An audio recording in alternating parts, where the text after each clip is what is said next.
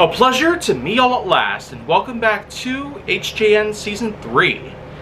Now, what we're going to do right here is we're basically going to give you a nice sense of measurement. Now, I have talked about various things related to this topic before, but I have yet to get a lot closer into the detailing of these topics entirely.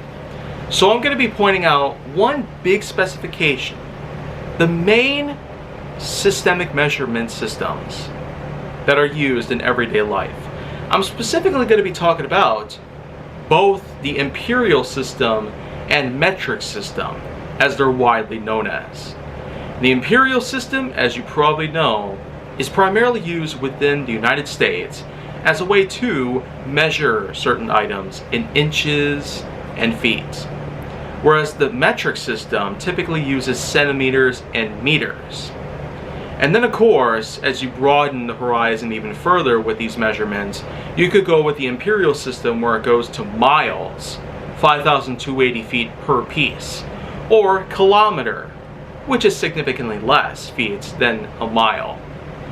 So, of course, the imperial system and metric system are a bit of a double-sided argument that happens to take place.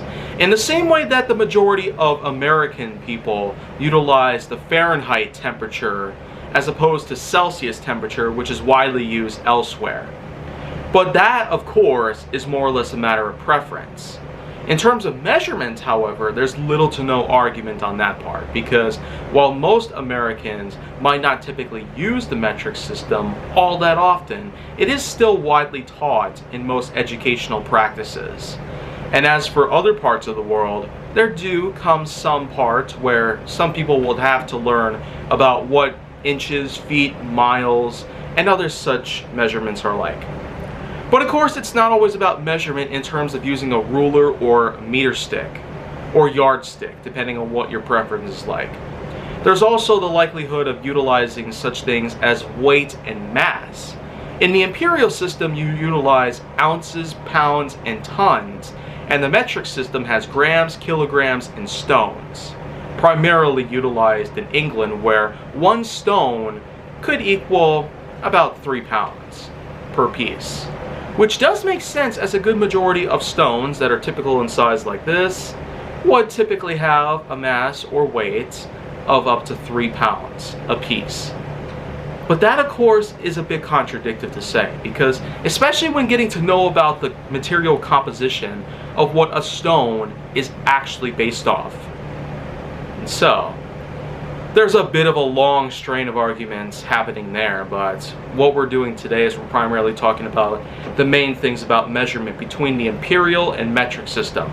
And so, with the imperial system primarily being held within the States, as well as being taught in select parts of the world, and the metric system upholding an enormous portion of the world, though still taught widely within the States, so nobody gets confused between the two. It sure is a bit of an argument, to say the least. But I guess the real question is, why can't every single nation, every single person, of every single land, culture, environment, and lifestyle ever use both measurements to their advantage? Why not take advantage of it like me? I practically weigh 1.8 meters in height, which is about 6 feet tall.